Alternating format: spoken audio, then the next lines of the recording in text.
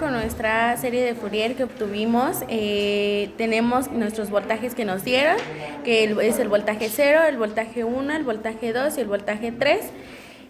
Para esto lo vamos a ver en la siguiente tabla que tenemos aquí y vemos que en nuestro voltaje 0 tenemos una fuente de voltaje de corriente directa y aquí está. En la segunda no tenemos más fuentes de voltaje, en la tercera tampoco y en la cuarta tampoco. Seguimos con el voltaje 1 y tenemos una fuente de voltaje de corriente directa, no. En la que sigue sí tenemos una fuente de corriente alterna. En la que sigue tampoco y en la última tampoco. En el voltaje 2 vemos que no tenemos fuente de voltaje directa, no tenemos tampoco una antes de fuente de corriente alterna y después tenemos nuestra fuente de corriente alterna.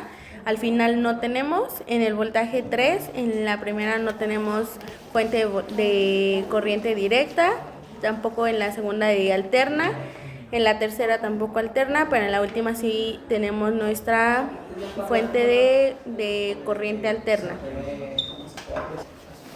Para eso vemos que aquí está una vez nuestra fuente de corriente directa y 3 veces de corriente alterna.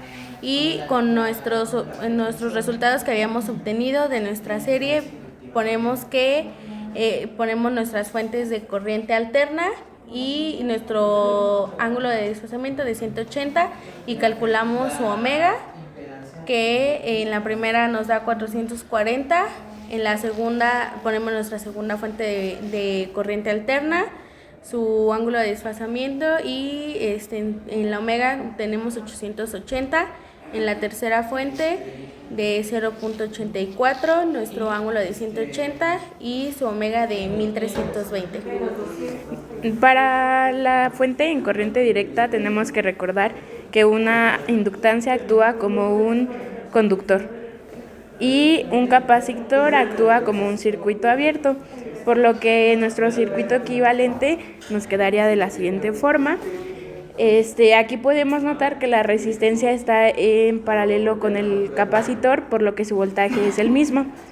Y como la inductancia actúa como un conductor, sería nuestro voltaje el mismo a la fuente. Y aquí tenemos representado que el voltaje de la resistencia de 2.2 kiloohms es igual al de la fuente, lo que es igual a 4 volts.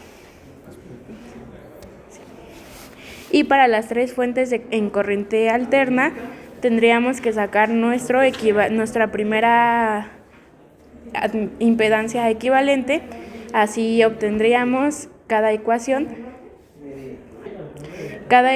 para sacar la impedancia equivalente en la admitancia. Nuestra impedancia equivalente en la impedancia en la inductancia, la impedancia en el capacitor y la impedancia de la resistencia, que pues es la resistencia. Y para la obtención de la impedancia en paralelo nos quedaría la resistencia por la impedancia capacitiva sobre la resistencia más la impedancia capacitiva.